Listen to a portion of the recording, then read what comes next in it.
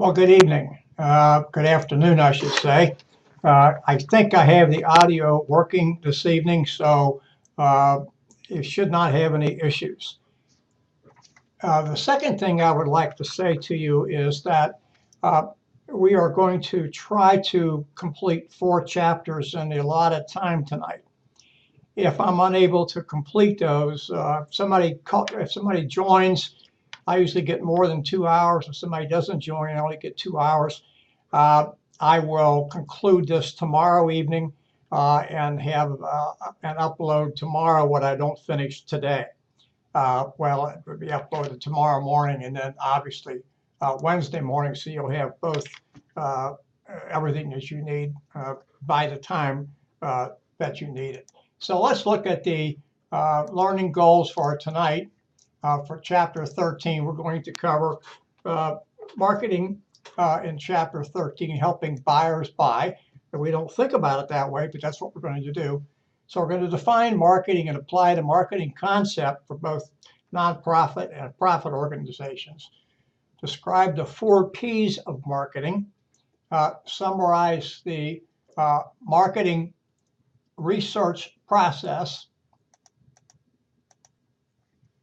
Show how marketers use environmental scanning to learn about the changing marketing environment. Explain how marketers apply the tools of market segmentation, relationship marketing, and the study of consumer behavior, and then compare the business-to-business market and the consumer market. After we're concluded, I'll get it here in a minute, chapter 13, we'll go to chapter 14, developing and pricing goods and services. Move to chapter 15, distributing products, and finally chapter 16, using effective promotions. So let's look and see what marketing is. This is the definition, and it's given in your text that you can see on page 354. And rather than go through everything that's here, let's kind of cut to the chase. It's doing everything that a company needs to do. It's marketing folks need to do to offer an exchange to a customer. We're going to offer you a product in exchange for your money, and we're going to give you something that will satisfy your needs or your wants. And we're going to provide value when we do that. And if we do it the way we want to do it, we're going to exceed your expectations.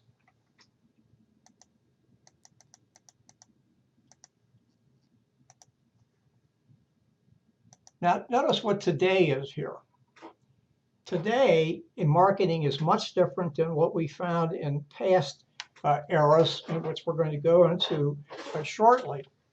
And marketing today, and by the way, you will notice this, pardon me, in the video about Energizer.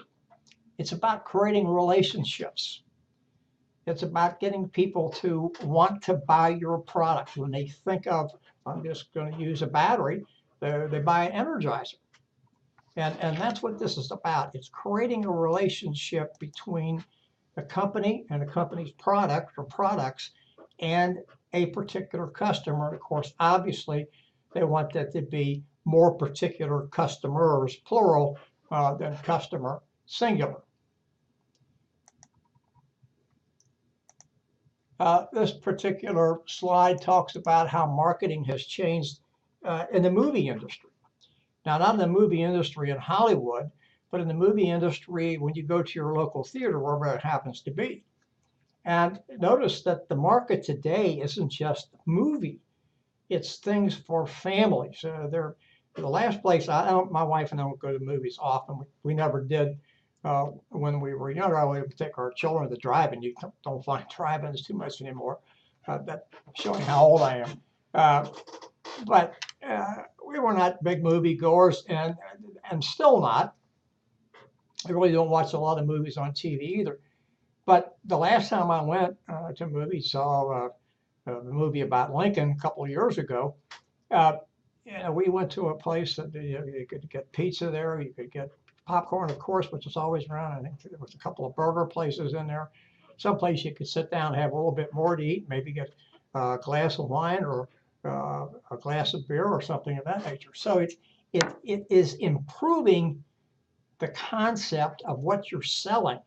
And that's not just the product itself, but things that go along with the product. Make the exchange, the relationship, even greater than what it is. And then here are the 4 errors that we've gone through. Reproduction error, the selling error, the marketing concept error, pardon me, and then the customer relationship error. Pretty easy to understand each of these. Product and selling error are really fairly simple to understand. In the production error, we're going to produce as much as possible because the market was unlimited. And we know that can't be the case any longer. Yeah, there's a lot of people in this world. I think somewhere around 8 billion, maybe a little bit less, but somewhere in that era. But that still limits the market. It's not unlimited. There's a finite number. We know what that number is. Now, the number may be growing, but it's not growing in all segments.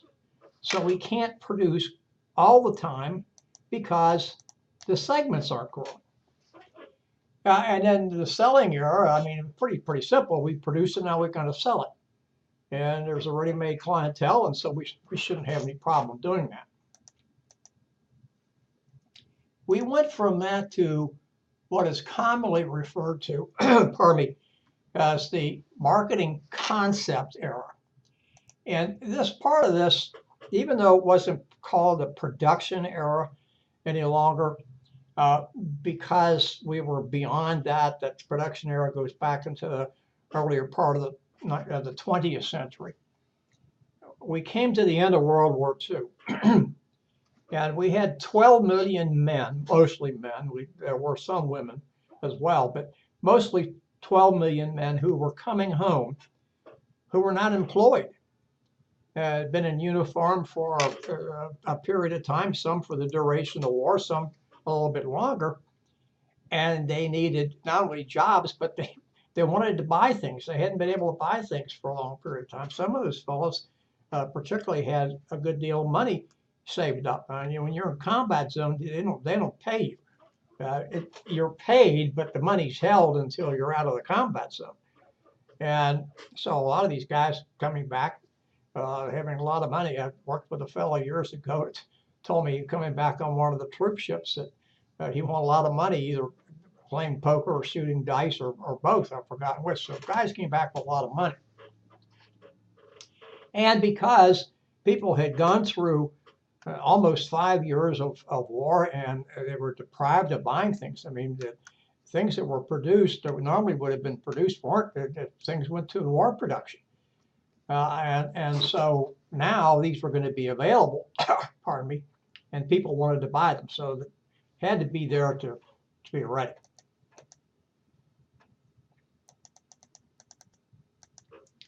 So now we're going to talk about the marketing concept.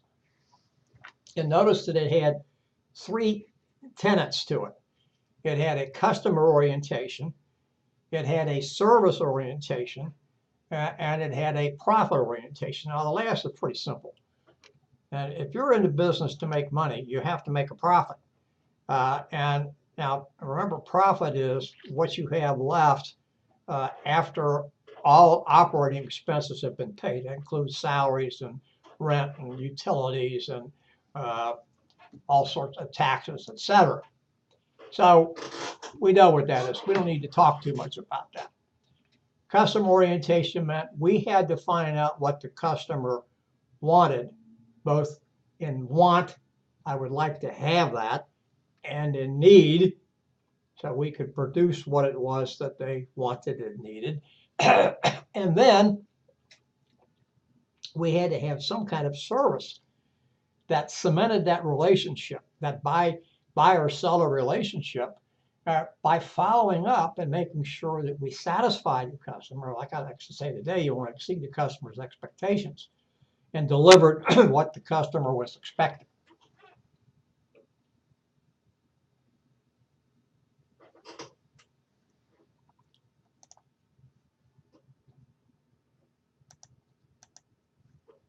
Then we move to the customer relationship area where we are today. Started to say area, but era. And again, this is, pardon me, going back to finding out as much about the customer as you want, what you need to do to satisfy the customer, and then going beyond that to exceed the customer's expectations. And so notice that we want to keep the customer around, and we want to keep him or her buying our product and referring other people to our product. We can't stand business without referrals.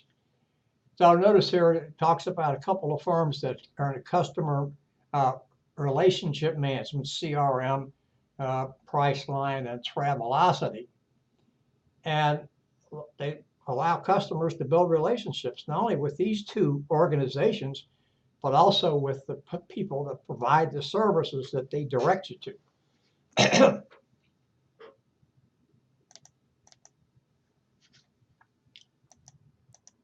Now, this slide, it talks about service with a smile, 6 steps in keeping your customers happy. And I'm not going to read all these to you, and I think a lot of them are fairly self-explanatory. Obviously, building trust. But there's one in the middle that I really like to talk about, and that's the listen. You have to understand what the customer wants. Now, if you're a Fortune 500 company, which means you're fairly large, such as General Electric or a company like that, you may not listen to exactly what one customer wants, but you want to listen to what the customers themselves are telling you, because many times you're going to get a similar type comment from numerous customers. Of course, there may be one customer that actually hits the nail on the head, and you have to pay attention to what he or she says to make sure that you're doing what you need to do. And then the last thing there is to show your appreciation in some way to the customer, thanking him or her for the purchase, making sure that they're satisfied with what they have, following up as is necessary.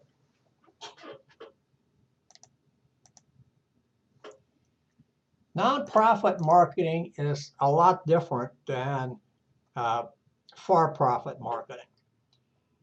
We don't talk about the same things here.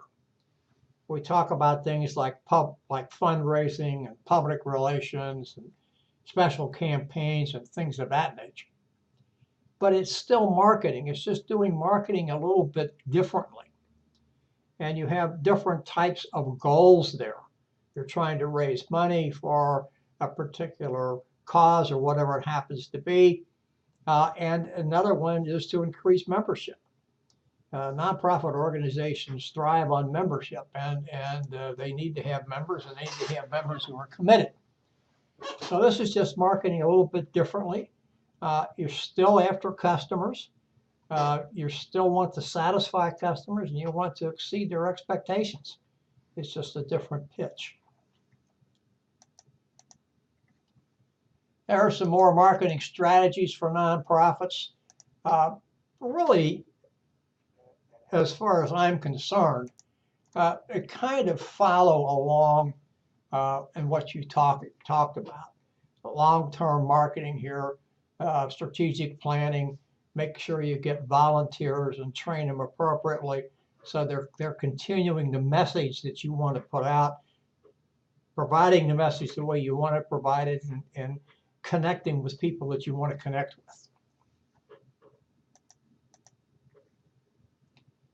This is just a slide that I like to mention here. We see these in the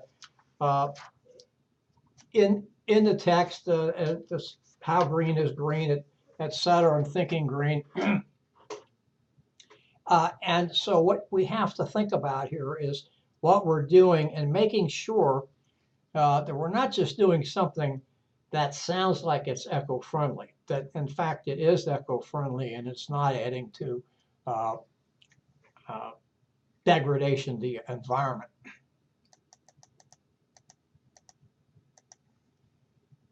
Now, these are the 4 P's of marketing, and unfortunately, I might be able to blow this up a little bit. There we go.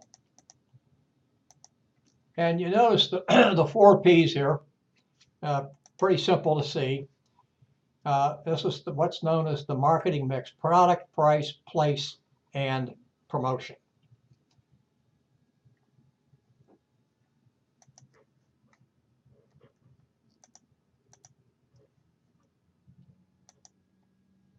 Now, one of the things that has to be done, or maybe it's the most important thing to be done, is to develop a product. And this is not an easy thing to do. Product is what it says there: good or service, something that satisfies customers' needs or wants. We have to test that product or idea or service, and then we get some kind of feedback from that. And we're going to talk a little bit about product development. Then we have things like brand name. Now we're going to go into brand name a little bit different, a little bit more in detail a little later. But a brand name is something that differentiates my product from your product. It doesn't have to be anything special. It usually is, but I mean, it doesn't have to be special developed, as long as you come up with an idea that is demonstrably different from your competitors, like set it apart. And like Coca-Cola's trademark name is Coke. And years ago, I don't know if you hear it too much today, years ago, you would hear somebody say, you want to get a Coke. That didn't necessarily mean, do you want to get a Coca-Cola? It meant, do you want to go someplace and have a soft drink? Or pop, as some people call it, or soda, as other people call it. But that's what it meant, and it caught on. Looks like pass me a Kleenex when you mean a facial tissue. All facial tissues are not made by Kimberly Clark to make a Kleenex. So that's what this is. This is partly about.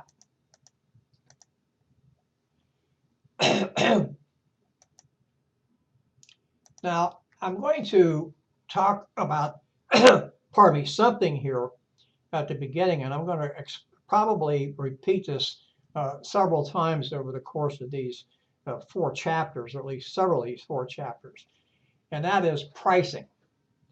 It's one of the big problems that small companies have when they come out with a product.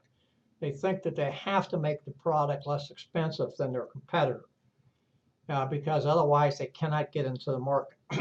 The problem with that idea is, if you set the price too low, it is very difficult to raise the price. And so you have to figure out a way to differentiate yourself as a small business and do something other than based on price.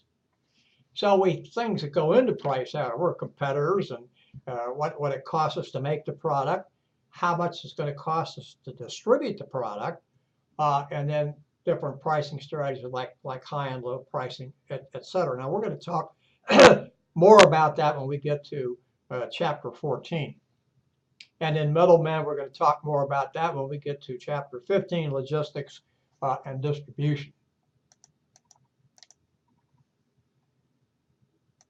And again, we have something here that we're going to introduce, but also talk more about when we get to chapter 16, and that's promotion.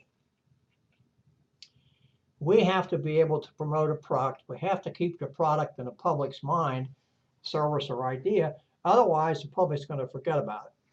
And I always remember a story that my dad told me years ago. There was a tobacco product, a cigarette product named, and it's still around, named Lucky Strike. You don't hear Lucky Strike or see Lucky Strike advertised too much now. I'm not a smoker. I was a smoker at one time, but I haven't smoked in well over 40 years. And so I don't notice cigarette advertising too much, but I do see it. I don't see Lucky Strike advertised much. That doesn't mean anything. I just don't see it. But Dad told me that Lucky Strike back in the 1930s was the largest selling cigarette in the United States, and the makers of Lucky Strike, the American Tobacco Company, felt that it was so well known they didn't have to advertise it. So they didn't advertise for a year. And that meant print advertising and advertising on radio in those days, et cetera. Might have been some billboards, et cetera. And they didn't for a year. They lost their market share. They were no longer number one. They dropped to number two or number three, and they never got it back. So advertising's important. How you advertise is sort of up to the manufacturer, the maker of the idea or the service.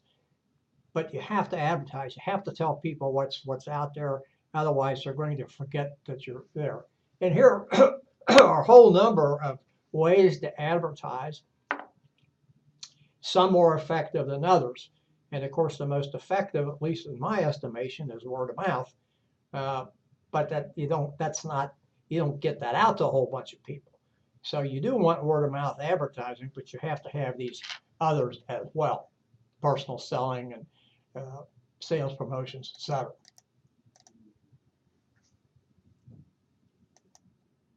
Perfect promotion. I don't know if there is such a thing, but it's certainly something that you want to be able to get out to people. And notice the things they talked about here.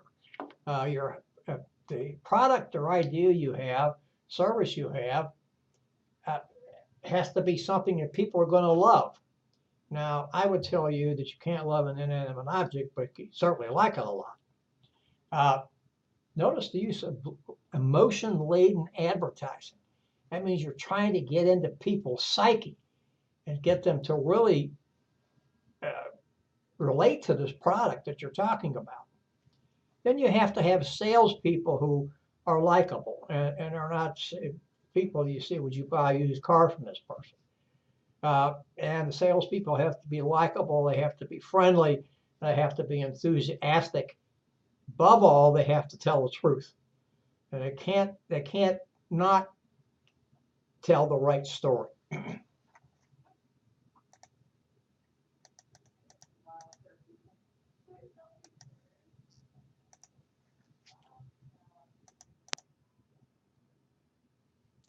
Now, this just talks about a web design, advertising on the web, and pardon me, things that you have to be careful of. One of the first ones that talks about clutter, but another thing it talks about is outdated information. It uses a different term here than I did, but it's the same thing. Now, it does mention copycatting, but sometimes copycatting can be okay if it's done in a correct manner. There's nothing wrong with, and I think we're going to talk about it here a little bit later, finding somebody else's idea and then piggybacking on it. But you have to do that in such a way as is not disingenuous. Obviously, not analyzing the data that you have, and then finally not asking for help.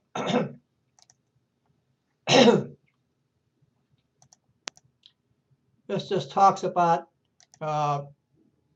calling small businesses and issues that you have with digital and social media, and ways that a small business can use social media to promote their products.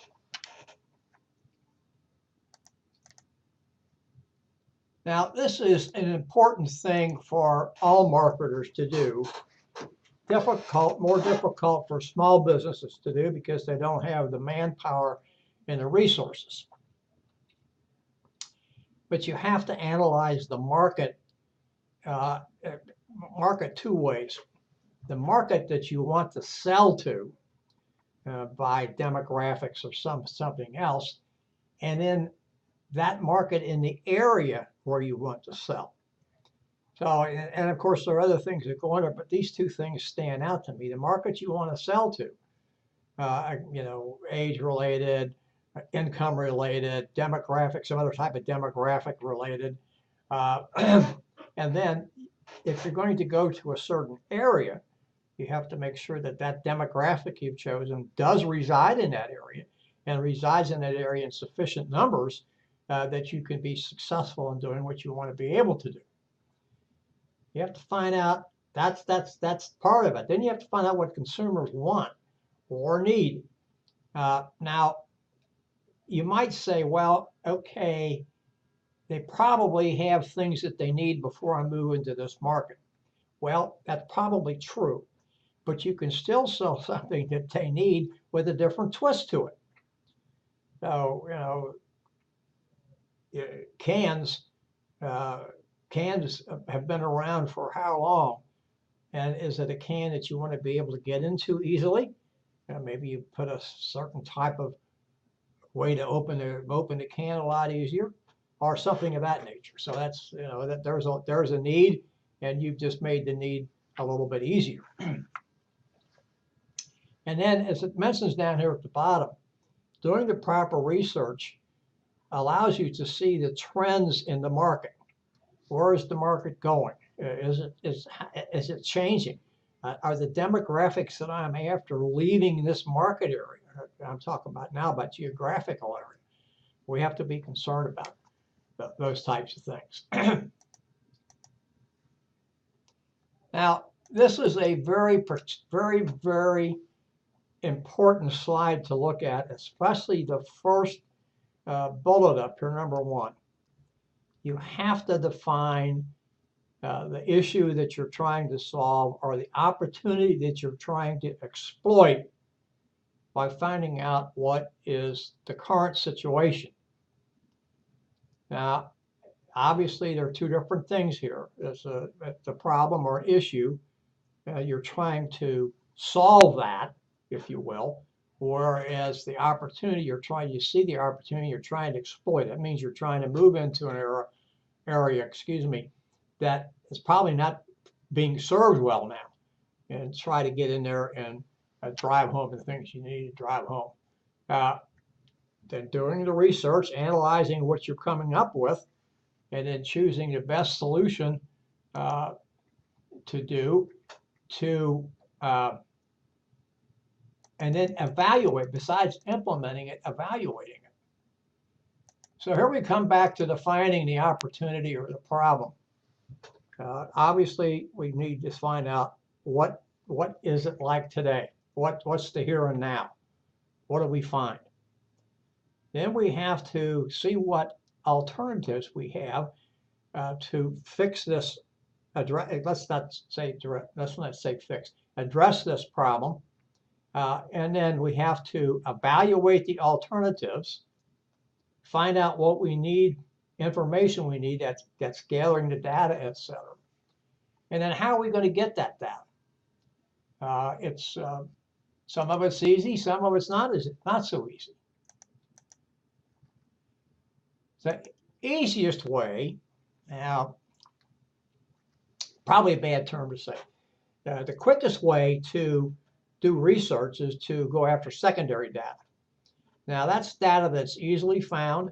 You don't have to spend a lot of money on it. You can go to the library, you can use telephone books, you can use census data, you can use all kinds of stuff that's already been collected by the government, and it's public knowledge, and you just have to go and find it and sort it out. And the library is a good place to do that.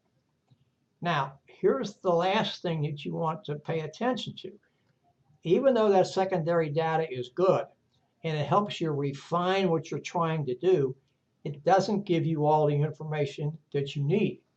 So then you have to go after what's known as primary data.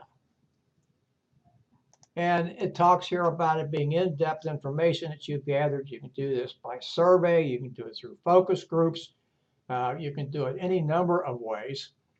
And this way, you're actually interacting with the people that you want to get the data from.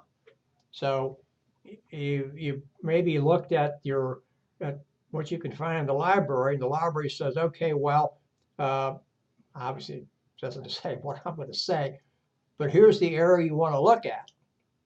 And so now you've got, I'm just going to use a term, you've got these 100,000 potential customers in a defined geographic area. and you've got them where you want them, whatever other demographics you want. Now you have to go after those folks and get the data. Now you're not going to do all 100,000. That's too time consuming and too costly. But you're going to do a random sample of that, and you need a little bit of help in how to do a random sample. Now you can do this in a number of ways we talked about before: surveys by telephone, by mail, etc. Mail surveys are notoriously not good because you don't get a good return rate. Telephone surveys are becoming more difficult today because where do you get the telephone numbers? Well, you go to the telephone book. Well, people have mobile phones today, or smartphones, or whatever they happen to be, and they're not listed in the phone book. So that data is not as good as it used to be. Well, let me take that back. It's not as rich as it used to be because a lot of people don't have the landlines any longer, so it's not listed in the telephone book. So the one way to do this is a focus group, and you get people in, and they're meet the demographics that you're looking for, and you ask them questions about certain things. You may have tried a product or pitch the idea to them, whatever. The biggest thing about a focus group is the focus group leader has to be trained in knowing how to ask questions and probing for additional information. So everybody and her brother and sister cannot be a focus group leader unless they're trained. You just don't get someone off the street and say you're going to be a focus group leader. It doesn't work because you'll ask a question, and then you need to do follow-up, and there's ways that you do that to get the people to give you more information.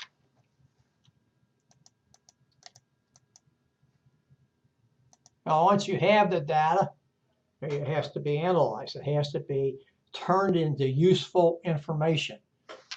And so it helps you plan the strategies that you want to do. That takes a little bit of time. You're not going to do that overnight. You sit down, look at it, digest it, et cetera, et cetera.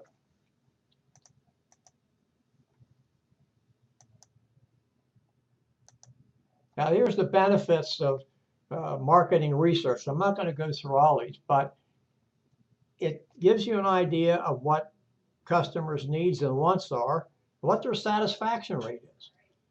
You know, if you go into a market and you find that people are 90% satisfied with what they're getting currently, that means you have 10% of the market that you might be able to attract. That might be time to move on, go someplace else. You want to look at marketing strategies, how effective they are. Maybe they need to be changed. Analyze the reasons you've succeeded or not. All those things need to be done.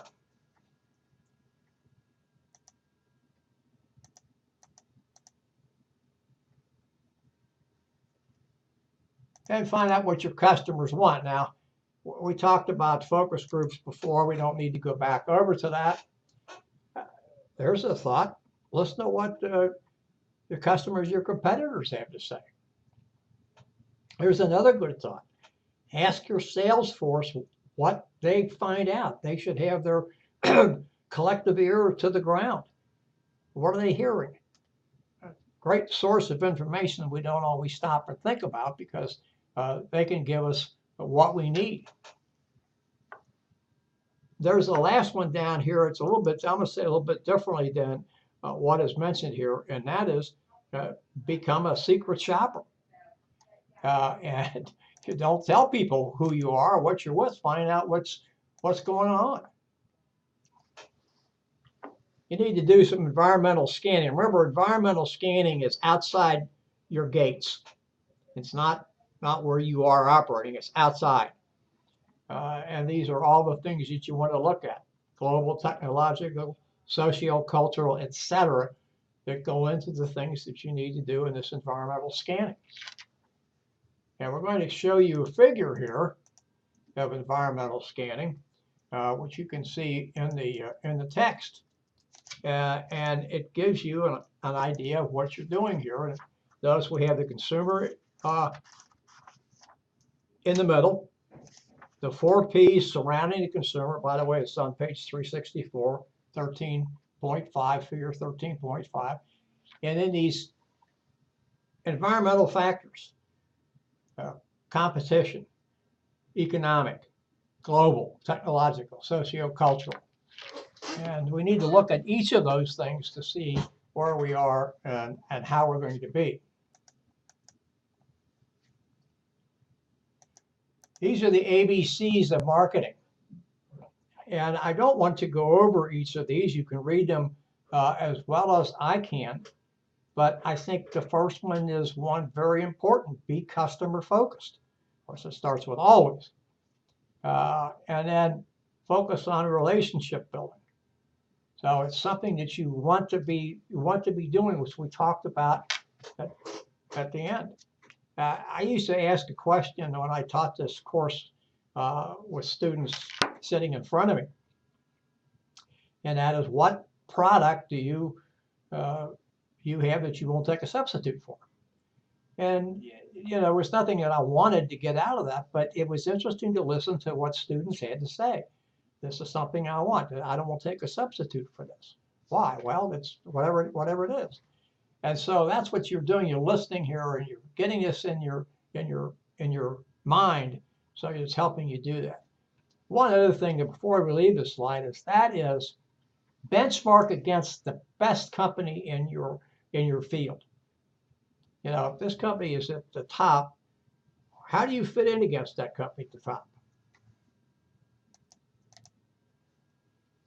Now, this is going to talk about two markets here: the consumer market and the business-to-business market.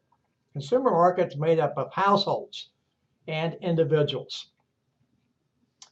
These folks want goods and services for their personal use, and they're not going to resell them. Now, that's not to say that doesn't happen occasionally, but they're not into reselling them for the most part. 99.5% they're not going to resell them. Maybe it's even higher than that. Business to business is a lot different, because in this case, people are buying product. These are normally organizations. They buy goods or services, and they use those goods or services in production. Maybe they don't use them in production, but they sell them. Maybe they rent them, or maybe they offer them as supply to other people, other customers.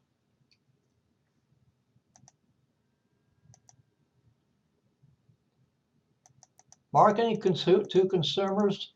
Again, if I didn't use the term before, this is the end user, and we're not talking about a resale here.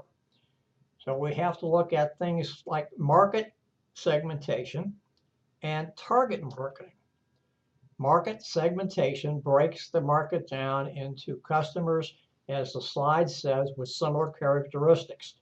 So it could be an age group, it could be a money group, meaning an income group, how much income the household has. It could be based upon race, could be based upon gender, could be based upon national origin. Probably not, but those are all possibilities. And in targeting market, or target marketing, is selecting that target which can give the organization the biggest payback. Now, it says it a little bit differently than I said it, but that's exactly what it's saying.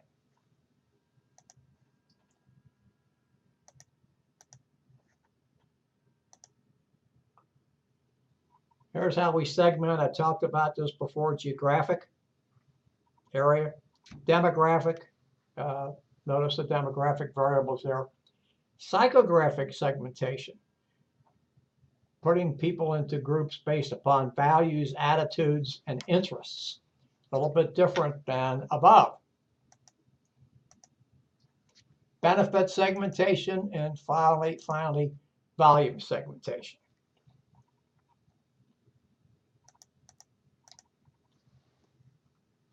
Now, selling to small markets is what's known as niche marketing. This is where a company identifies a small market and designs product for that market. And obviously, it believes that market is going to be profitable. One-on-one or one-to-one marketing is exactly what it says. Mix of goods and services for each individual customer. Mass relationship marketing, I don't think we have to talk about that too much because that's going to the masses. And in relationship marketing, remember we talked about this before, it does not go into mass marketing, focuses on something that's custom made or customer made, specifically for an individual.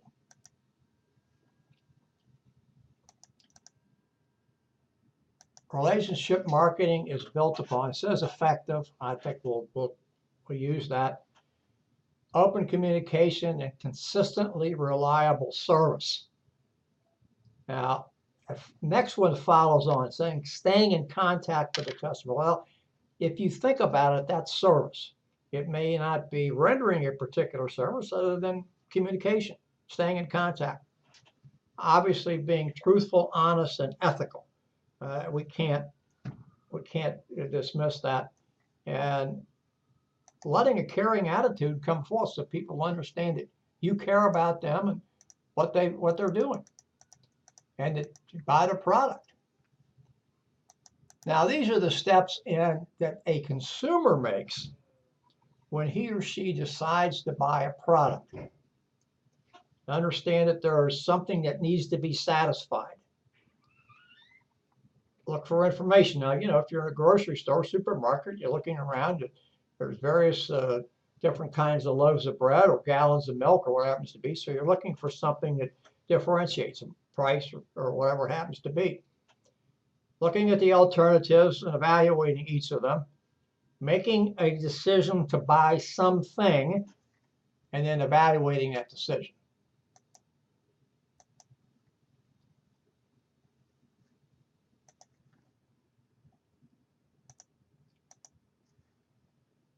And this is what we do, known as the consumer decision-making process and outside influences.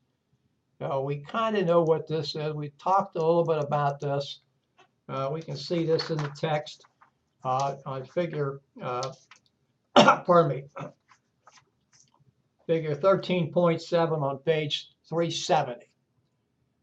And we're not going to go into all of this, but certainly when you think about psychological influences, sociological influences, and then situational type of influences, all of these go into our decision-making process.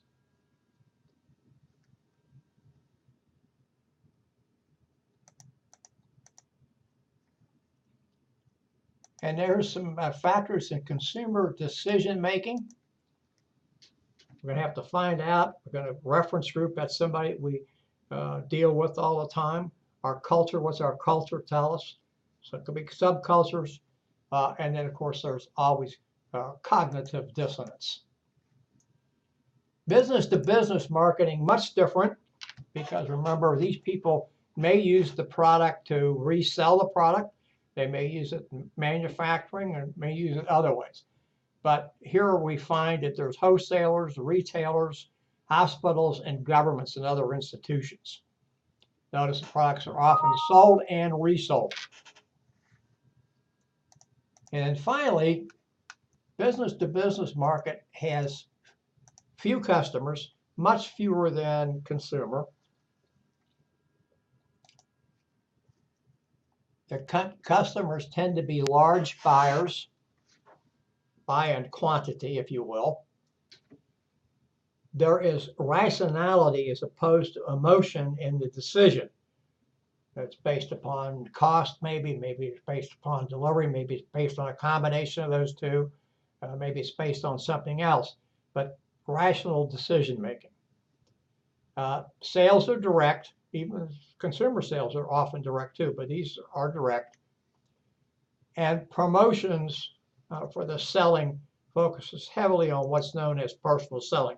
That's somebody coming and knocking on the customer's door, getting in, that can be figurative, of course, not literal, and getting in there and making his or her pitch. We're at 5:16. Pardon me. We have finished the chapter 13. We're going to come back here at 5:20 and start on chapter 14 again. As I said, we like to get as much in tonight as possible. So please come back at 5:20. Thank you.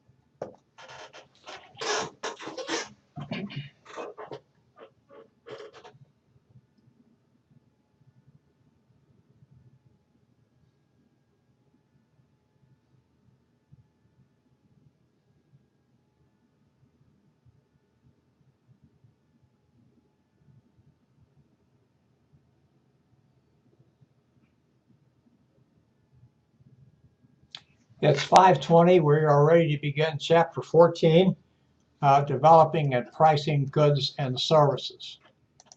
And the learning goals for this chapter describe what's known as a total product offer, identify the various kinds of consumer and industrial goods, summarize the functions of packaging. We're going to talk a little bit more here about brand name, etc.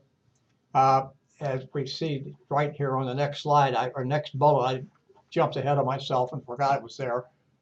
Brand name, trademark, and show the value of what's known as brand equity.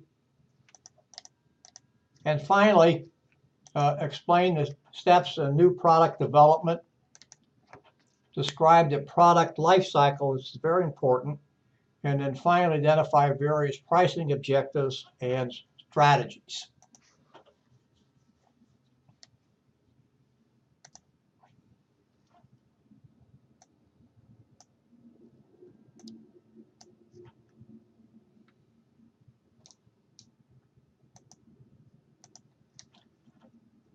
Well, anything we're going to sell, we have to make sure it has value. And notice what it says here. Value is quality at a fair price. Now, I like to stop just a second here and remind you, and this may sound like I'm lecturing at you. I don't mean to do that. We have to remember something, and I think many times we don't think about this. We get what we pay for. And so if you go to a store or a retail store or whatever it happens to be, and it's a store based upon a low-cost operating strategy, you can expect that the piece of goods that you buy, a product that you buy, will not last as long as, normally speaking, will not last as long as if you bought that same product, same manufacturer, no difference, in a place where it costs more money. Now, maybe I shouldn't use same manufacturer. Maybe I should just use same product. And that's probably a better way to say it. Most of the time, you're probably going to pay about the same with the product that's the same, regardless of where you buy it, because it's not going to be much different, or it shouldn't be different. So we have to remember that we're going to, we get what we pay for. We don't get any more than that. Now, sometimes we luck out and something lasts longer than what we thought it would, etc. But for the most part, it doesn't do that. So we're going to get what we pay for. And if we're paying something that's, it's a generic or a knockoff or something like that, we're not going to get as good a life out of it as we go someplace else and pay a little bit more for it. Now, I'm not trying to sell anybody that buying of a low-cost leader is not something you should do. I'm just reminding you that when you buy something based upon cost, you get what you pay for, and you may not get everything out of that you want. That's all I want to mention to you. Not that it's good, bad, or indifferent. But we need to think about that.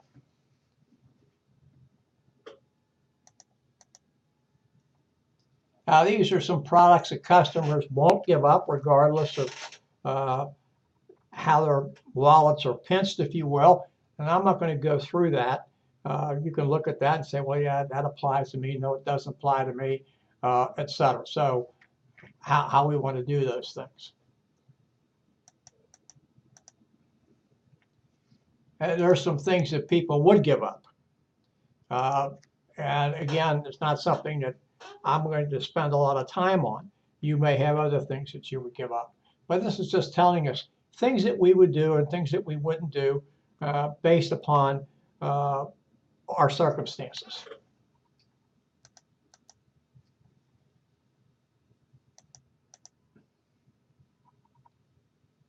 Now, distributed product development is something different. This is where you hand off various parts of your manufacturing innovative process, often overseas. Maybe we'll want to look at this as outsourcing. And as the next bullet says, it does bring in outsourcing, although it didn't roll it up into that definition. So here we do different things in different areas, et cetera, based upon the culture where we are operating, as well as legality and a few other things.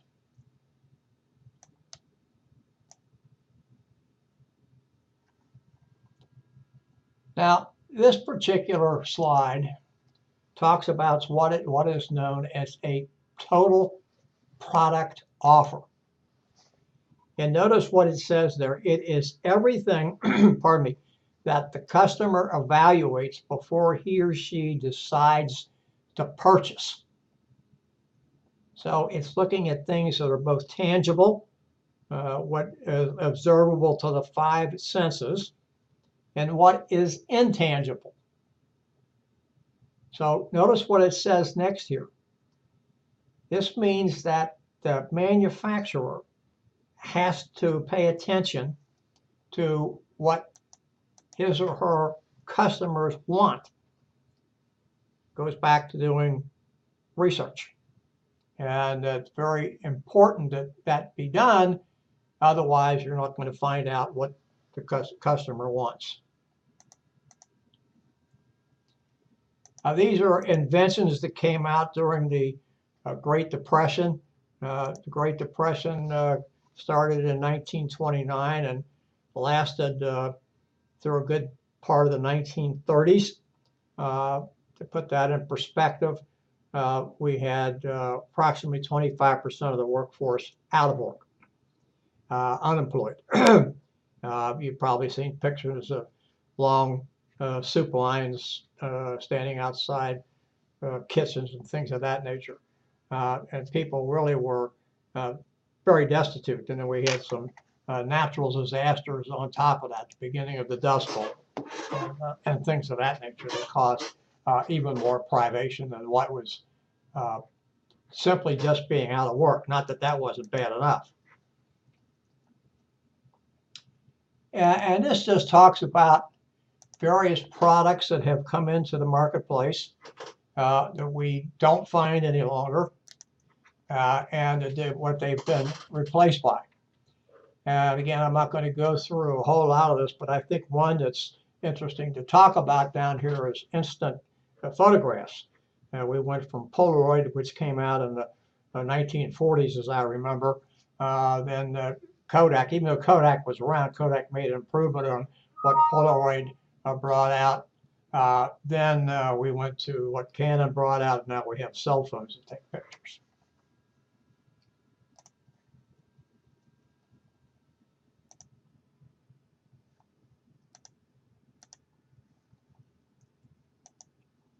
Now, this is part of what we know here as the total product offer. And I am unable to blow this up. I lost my ability to do that, at least as far as I can tell. I can't find it. And at least not easy to get to. I lost my margin out at the bottom. But we can see this slide on, this is figure 14.1 on page 380. And we can look here, a total product offer. Notice we see price and packaging, brand name, and convenience all on the outside, where we see things on the inside of the circle, such as guarantee, reputation of the manufacturer, image created by advertising, and the speed of delivery.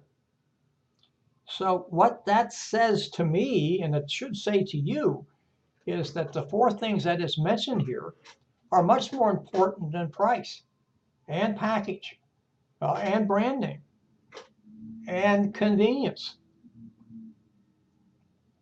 So it's interesting to note how this is set up. Potential components of a total product offer.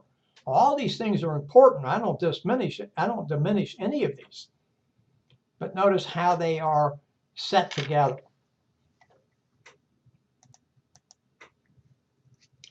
This is just talking about sustainability, which you can see, quality and sustainability. You can see this at the top of page 381 in your text, and I'm not going to spend a lot of time on that.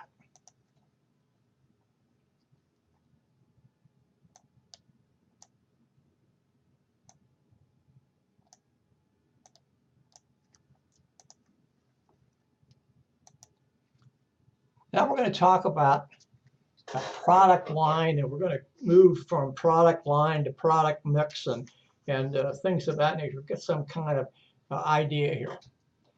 A product line is, as the slide says, a group of products that are similar. Notice it says physically similar, or they're intended for a similar market. This uses Coca-Cola example and the different types of Coke that are out there, still out there. Of course, there's a couple new ones like Zero Coke, and I think there's another one that I'm not too sure about. But this is the product line. Again, products that are similar or they're intended for a similar market.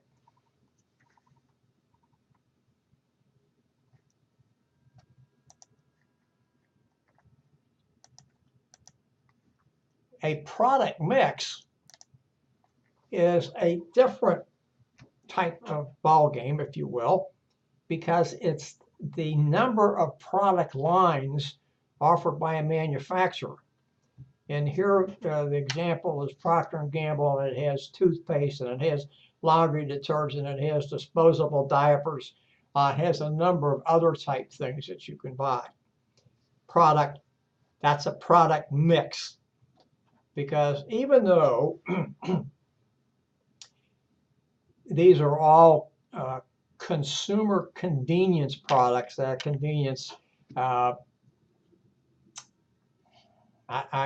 sorry, the word I want to use has escaped me, but they're products designed for the consumer, and the consumers use. Some of them are for health and hygiene and things of that nature.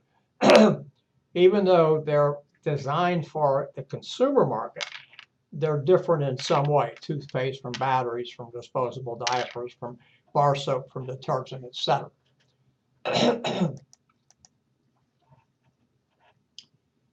And then differentiating products, we have, notice here, real or perceived differences in product differentiation. And here are some of the products that they mention here, and I'm not going to go through all of them, but bottled water is one, and aspirin is another, and shampoo is a third.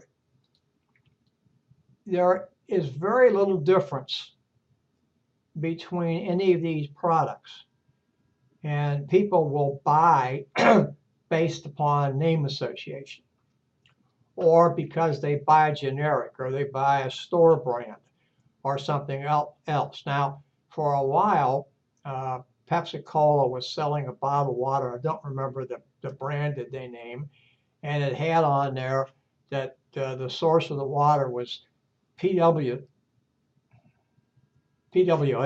I believe that's the right term.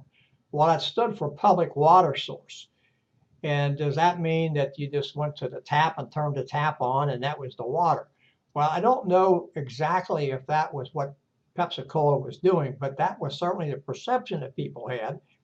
And until they, pardon me, until they changed that labeling and convinced people it was coming from someplace else, they lost market share.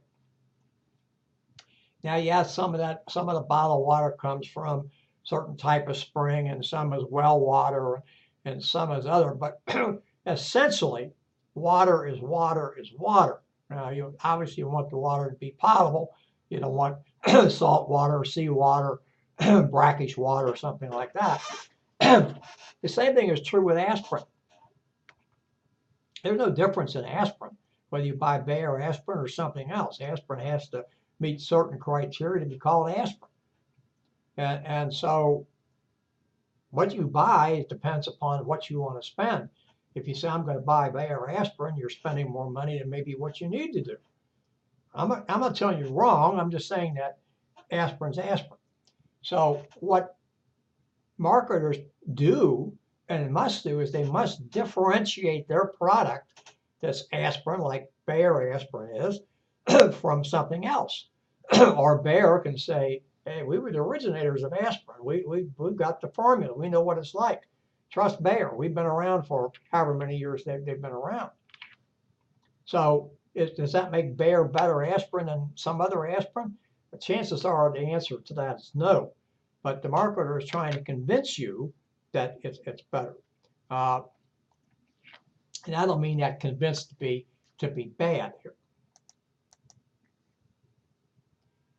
Now, there are four ways to classify, or there are four ways used to classify goods and services. And we're going to talk about them, and then I'll come back and enumerate them. They're convenience, they're shopping goods and services, specialty goods and services, and unsought goods and services. Convenience goods and services are simply what they mean. They're out there at convenience, and people buy them and don't think a lot about what they buy. In other words, there's not a lot of thought process that goes into the purchase decision. And notice what's there: snacks, candy, gasoline, things of that nature. Shopping goods and services are different, and here people will only purchase after making a comparison. And they're comparing value, quality, price, things of that nature. Probably not delivery, although that could factor into it. There are some other things that they do. And here we're talking about things like clothing, shoes, notice it says childcare, things of that nature, appliances and furniture.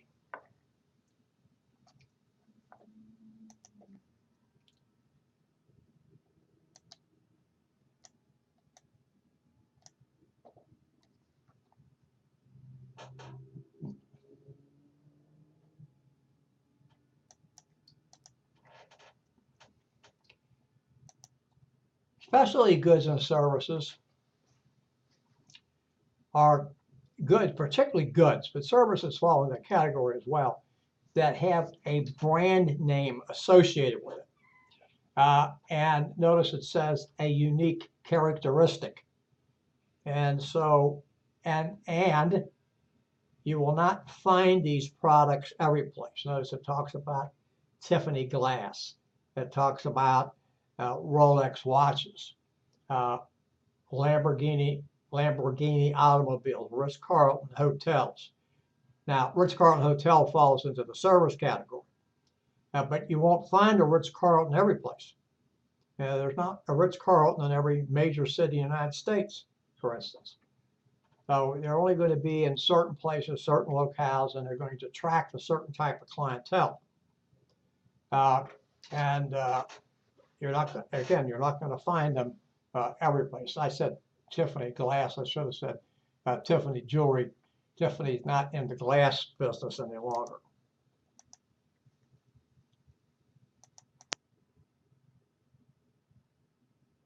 And these are specialty goods for pets, which you can see here. I'm not going to spend any time on that, but it's something that you can look at. And then unsought goods and services. These are things that we will need perhaps eventually, but it's certainly not something that we even think about. Unsought. We have to call somebody because the car broke down. We have to have it towed to the garage.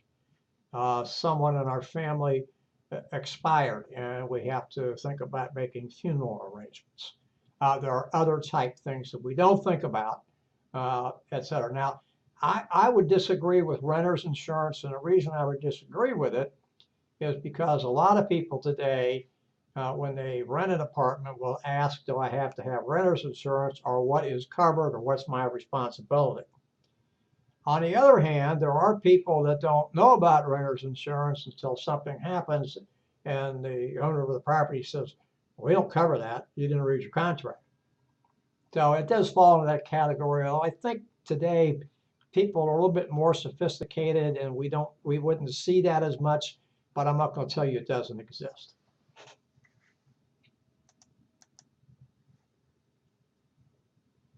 And this particular slide just asks you these particular items that are listed here, how would you place them in the various classifications of consumer goods and services?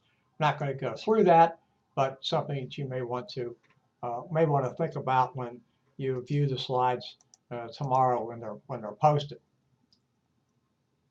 These are some odd products that were successful: Pet Rock, Garbage Pail Kids, Mood Rings, and Chia Pets.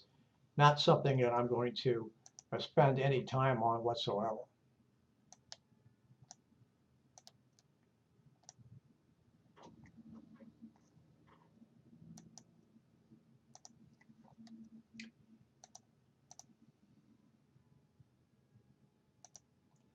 Now we're going to look here at industrial goods, not services, but industrial goods, products that we use in the business-to-business market. And they notice what these include: installations, capital items, accessory equipment, supplies, and service. Even though I wasn't going to mention that, they do mention that.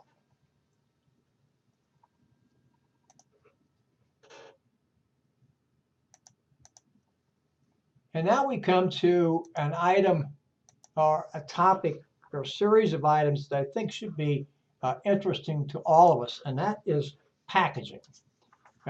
Because packaging attracts us, and we don't always pay a lot of attention to it. And yet, I would submit to you, if that packaging was absent, it would cause us to stop and look around, say, where's the product we're looking for?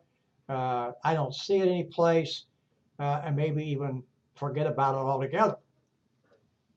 So here's what packaging does. I'm not going to, we're going to talk about this more, but why companies use packaging. It's important, and otherwise they wouldn't use it. Now, here are some of the key functions in packaging. Now, I don't want to go over all of these for you because many of them are self-explanatory, but let's talk about some things that should stand out to all of us. The first is to get our attention. If a package sits on the shelf and doesn't get our attention in some fashion, then the company's not going to be able to sell it. You're going to have to think about doing something else. Obviously, it's used to tell us what is inside the package. Might tell us about the contents. It might tell us about shelf life, tell us about the price, or the price per ounce, or price per use, or something of that nature. Which is down at the bottom. It will tell us what its benefits are, if there are any. You know, now on most food stuff, you have some kind of talking about the vitamins it contains, and sugar and salt, and or sugar, sodium, potassium, and how many calories, and how many calories from fat, et cetera, et cetera. And obviously, there's another one here that I sometimes disagree with and said be easy to open. I think all of us sometimes get frustrated about opening packages, but by the same token, packaging is supposed to protect the contents inside. So it should be easy to open, but but not be so easy to open that it's going to cause damage. Now, this is a new concept, maybe that you haven't heard this term before, or if you have heard the term, not particularly understood what it is, and it's called bundling. And it is, and notice that a couple of things they've done is where people take two separate and distinct goods or services and put them together.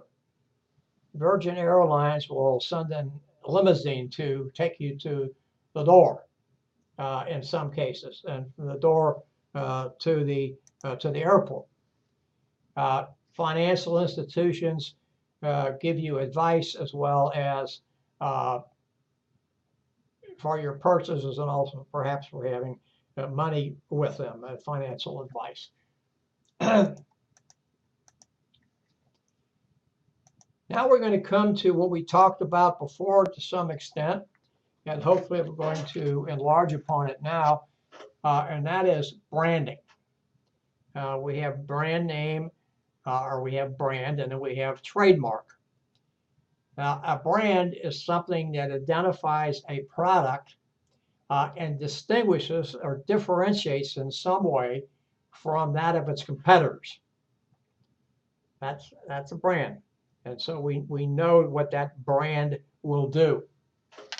A trademark is something that's a little bit different, because here the brand has exclusive rights to use a logo or something else that it protects both the brand name and the design. So it's a trademark.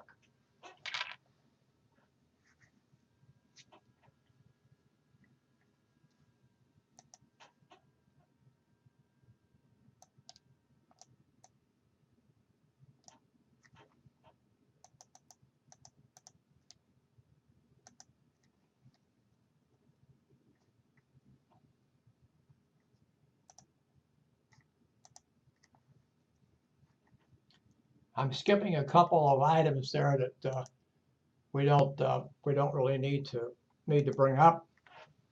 We have here manufacturers' brands and dealer or private brands. Manufacturers' brands, brand names that manufacturers distribute on a national basis. Private brands, dealer brands, are products that carry the retailer's name. And they're obviously manufactured by the manufacturer, but they carry the retailer's name. And in many cases, they are sold for less than the manufacturer's brand name itself. And of course, companies pay for that, and there's a few other type things that are associated with that. And then some other types of things we get into brands are generic goods and then knockoff brands.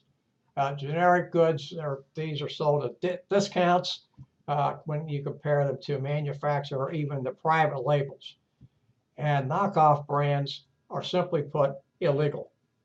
They don't represent what they're supposed to represent, and people caught selling them will be arrested. Now, here we talk about two concepts for your consideration: brand equity and brand loyalty.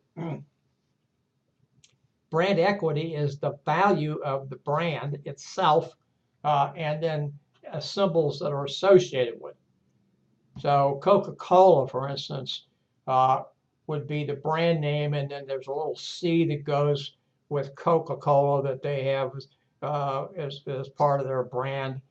There's a couple of other things that I don't think of right off the bat, but those are things that will do that.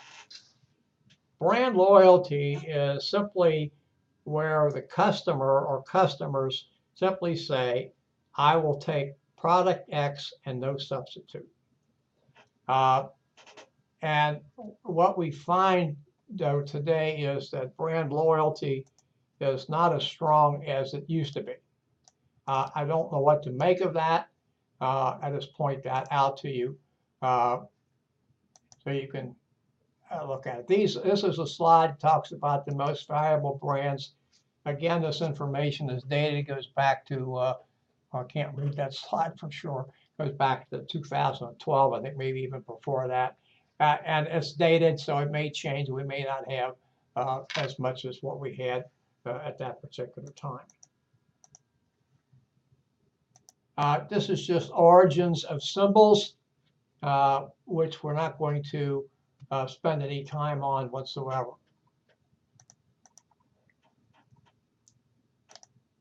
This talks about building brand awareness, something that, of course, is important to companies and something that they don't want to lose.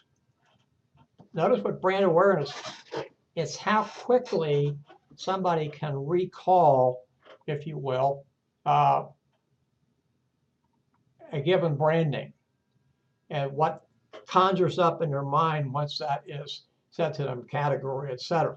So if I said a category to you of soft drink and you'd say Coca-Cola, or I said facial tissues and you'd say Kleenex instead of Puffs. If I said cellophane tape, you'd say Scotch tape instead of some other brand. Consumers prefer something over another, known as a point of preference. And of course, brand insistence goes back to what we talked about, brand loyalty. A little bit different. And maybe I said it incorrectly before. Brand loyalty is when you really set up to it. The brand insistence is when you will not accept a substitute. And that's what I mentioned for brand loyalty. But as far as I'm concerned, they're pretty close to each other. If you're loyal to a brand, you're not going to take something else.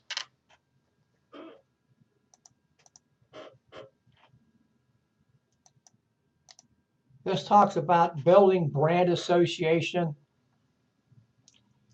What this simply is linking brands to celebrities in some cases.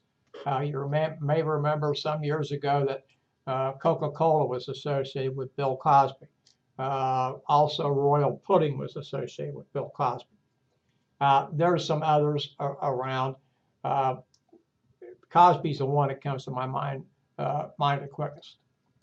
Brand manager is pretty simple. This is the guy or gal that manages the brand across the spectrum for a particular manufacturer. Normally speaking, if it's a company that does business globally, that brand manager will be responsible not only for the brand in the United States, but also the brand outside the United States.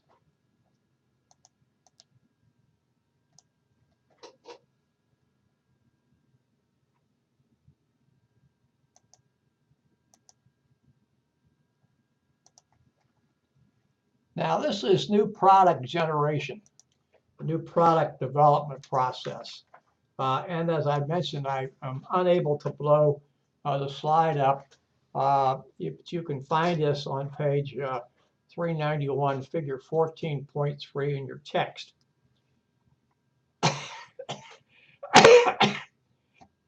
And it simply goes from top to bottom. We have an idea. We screen the product, screen the idea, if you will. We then move to analyzing the product, developing the product, but here, instead of full development, we're probably only going to produce what's known as a prototype.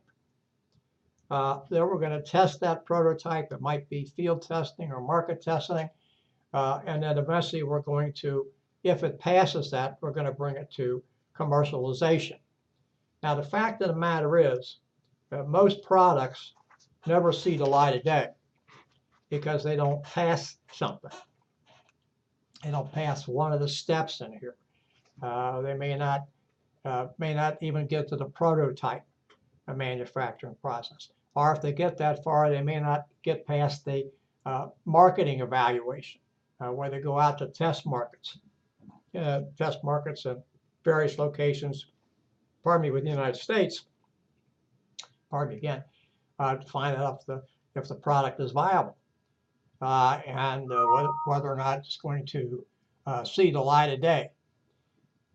So this is what we go through, and there's a lot of thoughts go into that. Pardon me. In some cases, it's a question of luck. Am I going to be able to do this? Am I going to be able to bring it up? I talked to you about, I think I did, about Art Fry with 3M Minnesota Mining and Manufacturing bringing out Post-it notes. Even though he was able to produce them, he couldn't get people to pay attention to them and keep people in his own company. And didn't get noticed until he started sending memorandums around with Post-it notes attached. Now, there's other parts of the story, but that's only talking about idea generation within the company. And part of his problem could have been if people knew he was working on an adhesive and it didn't work as well as he wanted to, which is quite true, and it's also part of the story.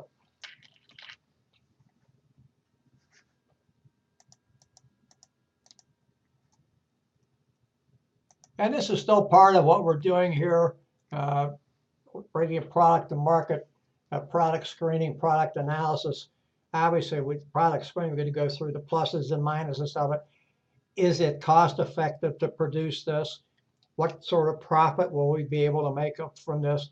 Do we have competition in the field? If we do have competition, is our product better? What are our salespeople telling us? Is the product needed?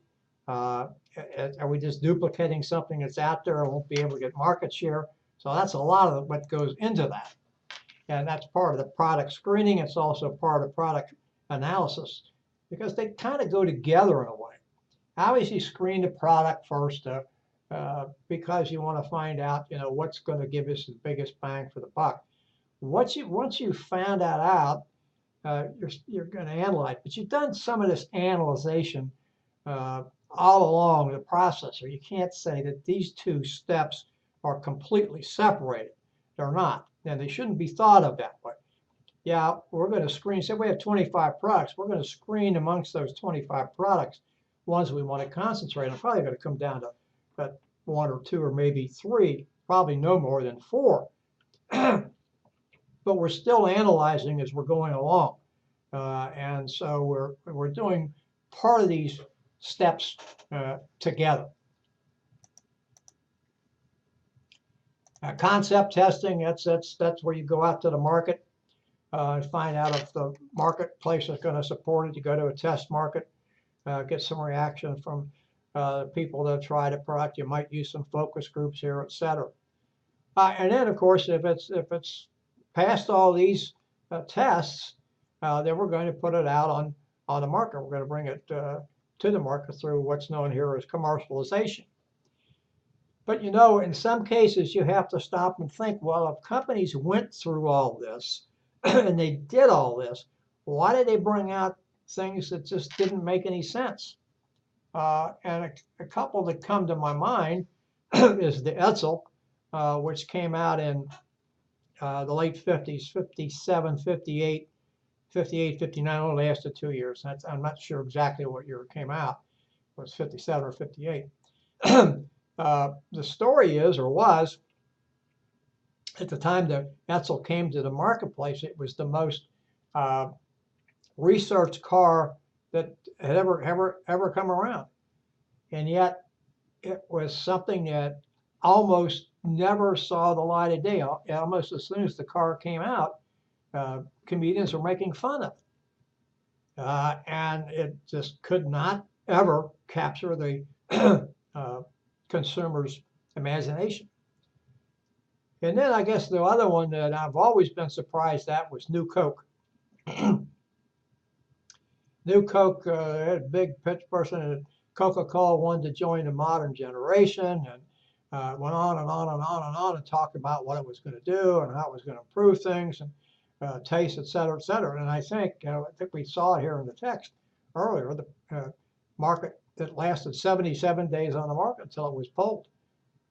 And so sometimes you wonder, even when product got to commercialization, if somebody really did what's known as due diligence to ensure that was going on. And Coke probably, I don't know this for certain, Coke must have had focus groups. And were the focus groups all people that wanted that sweeter taste? Maybe they didn't do a good job of getting focus groups. I don't know that answer. But you would really think that a company as large as Coca-Cola that was going to radically change a product, which is that's exactly what it was, would have done a better job of research. Because they didn't get the answers that they should have had. They might have gotten the answers they wanted instead of answers they should have.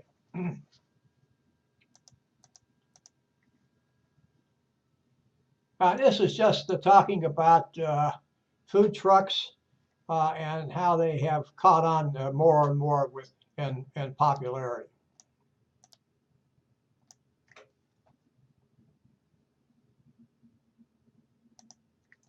Now, we're going to talk here about the 4 stages of the life cycle. We'll have a graphic here in just a second, which you can see figure 14.4 in your text at the bottom of page 393. Introduction, growth, maturity, and decline.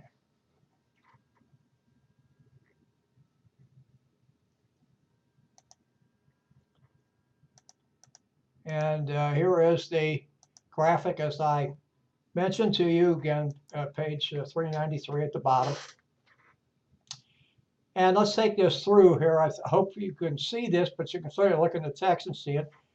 We show introduction of electric cars. Now, electric cars, all electric cars, like the Tesla, is right now in the introduction section. There are a couple other electric cars there are a couple other cars in the market that are not all electric. The Chevy Volt is not all electric. It talks about having a gasoline engine so you can go extra distance. I think that's their commercial. And the Nissan Leaf is, I don't think all electric, although it could be. I might be wrong about that. So the growth now, and again, here we're going to follow cars, is the hybrid car. That's the car that runs on a combination of electricity and gasoline. My wife and I own a hybrid car. We had it for a few years, and we like it. The number of hybrid cars on the market, the Toyota Prius and Ford has the Fusion, and there's other ones that I can't think of right off the bat. So right now they're in a growth market. But if things go the way people think they're going to go, either to electric cars or hydrogen cars, now their hydrogen cars are out running around out in California looking for refilling stations, recharging stations, I think is a better way to say that. Does that mean that the hybrid cars are going to reach maturity and go into decline? I would tell you, if I were betting on this, that I think that means that will, if they catch on, if the recharging stations become more frequent, if the prices become lower than what they are, if they are proven to be roadworthy, and a few other things, I think that the market for the hybrid car will accelerate past maturity and go into decline. That's my opinion. I may be wrong about that. Then in maturity, we have things like cell phones, digital cameras, and things of that nature. And then in decline, if you look up here at the top, we have things like video cassette recorders and SUVs, although SUVs look like they're making a comeback, especially since gasoline prices have gone down. Now, it's fool's gold to say, as far as I'm concerned, it's fool's gold to say gasoline prices will continue to stay low, because most likely they won't continue to stay low. And so does that mean that SUVs are now back in maturity, which I kind of think they are, and they'll eventually go back into decline? Probably. But I'm not really sure. I would say SUVs are probably more in a bubble between maturity and decline now than they're completely in decline area. Remember, the slide's a little old. This Texas several years old now. We'll be moving to a new one in the fall. So yeah, there's going to be some changes here and this, but a lot of this is fairly accurate, and it's kind of where we are today.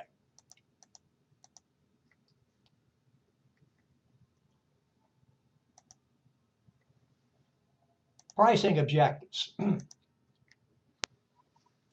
Obviously, you want to have a return on your costs, what it costs you to manufacture and produce the product. You want to be able to build traffic, obviously increase market. In some cases, probably in all cases, although maybe not in some lower pricings, you want to create an image, and then there may be some objectives, social objectives that you want to achieve in both the long and the short term run. This is a pricing objectives. This is what you want to do, how you're pricing things to make sure that you're getting what you want. Getting what you want, where you want, in the market that you want to be. There are a couple of things here we have. We have target costing and competition-based pricing. Target costing is production here that a product satisfies what the customer wants and it meets the needs of the company to reach its profit objective. Competition-based pricing is exactly what it says. It's pricing based upon what the competition charges. Now, in some cases, you could charge exactly what the competition does. You could charge a little less, you could charge a little bit more. Remember, if you're going to charge a little more than what the competition is charging, there has to be an extra value or an added value to it.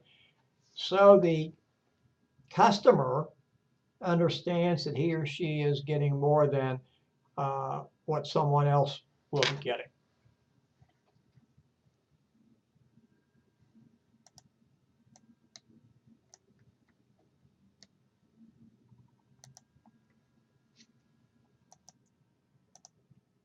Break-even analysis, exactly what it says, determining where you're going to be able to sell enough product that you're going to break even. Revenue equals costs.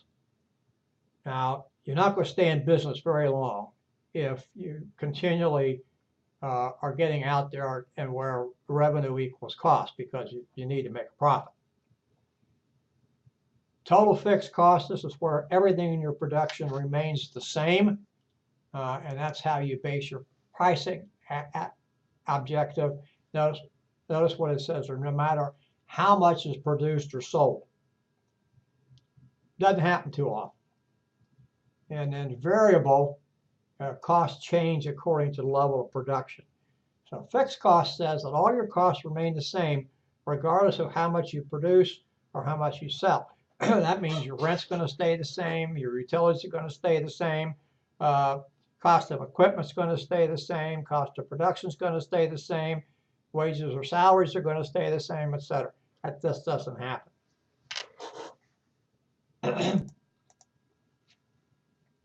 Here are some other pricing alternatives that we want to talk about. Pardon. Skimming price, penetration price, and everyday low pricing.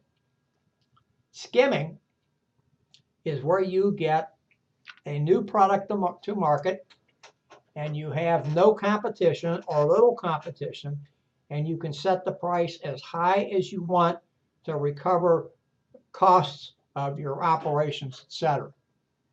But notice the last tagline here: competition is limited, or you don't have competition. And so you can charge whatever you want. And this way you get in, you can get your profit ahead of time. And then, of course, it's going to change once the competition catches up to you. Penetration pricing is, again, exactly what it says. You're setting a price that gets you into the marketplace. Now, as I mentioned early on tonight, there's a problem with that is, and there is a problem with that, and the problem is that, pardon me, you can get in, but when you find out that you can't make a profit based upon your penetration price, it's difficult to raise prices. It's a lot easier to go in and set a price high and come down than it is to go in and set a price low and have to go up.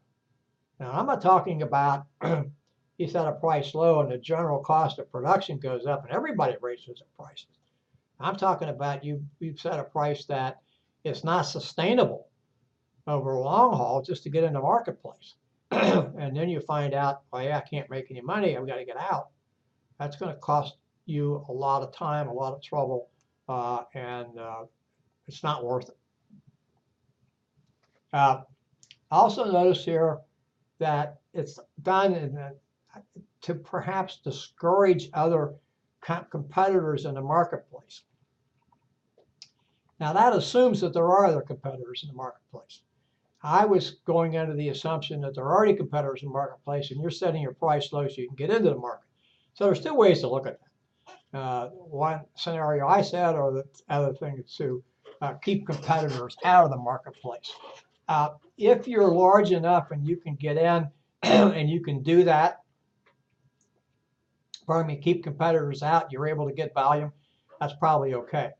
But if you're using a penetration price to get into the marketplace and there are already competitors in there, you really have a lot of problems unless you have name recognition, you got a lot of big bucks and a lot of money to spend on marketing and promotion and things of that nature.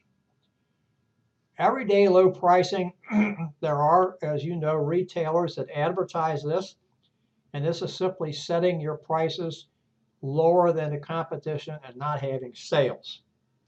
There are pluses and minuses to that. Some people think you attract, other people say you don't because somebody else is going to have continually running sales, and you may lose. Walmart says they do that. I have to say it that way because I've never comparison shopped with Walmart, so I really don't know if they're actually offering everyday low prices. I'll take them at their word that they are. But I've had students tell me when we talk about this in one of our cases, that they actually look for a sale that somebody has, and they'll go there because they're actually saving money as opposed to going to everyday low prices. It's what you decide you want to do, and I'm not here to say one way is better than the other. And then finally, there's high-low price strategies and psychological pricing. High-low regular prices that are higher than the everyday low pricing, but then having sales. Well, obviously, I need to go a little bit further, having sales when the prices are lower. So they're not the same as everyday low pricing, but they're going to have a sale. When they do have sale, they're lower than everyday low pricing. And then psychological pricing, products are priced to catch somebody's attention, and actually in some cases seem that they're lower than what they really are. I remember years ago, somebody said, was in a store and they were buying canned tomatoes. And the canned tomatoes were 99 cents a can. I don't know if that's good price, bad price, or any other price. Maybe I'm making the price up. And somebody said, oh, you know, you can go down to XYZ store and buy 3 cans for $3. And the person put the cans down, went down and bought 3 cans for $3 and wound up paying 3 cents more than 99 cents a can. So that's what psychological pricing will do for you. We have reached 6:12. I don't have anybody on, so I would be knocked out in 18 minutes. And rather than do that, I will conclude this, and then I will do chapters 15 and 16 tomorrow, and I will upload those. So what I'm going to do now is get out of here and get this recorded and upload the recording today. And hopefully I'll have that set up for you, and then I'll do the same thing tomorrow. So we will conclude tonight, and this will be uploaded very shortly. Thank you and good night.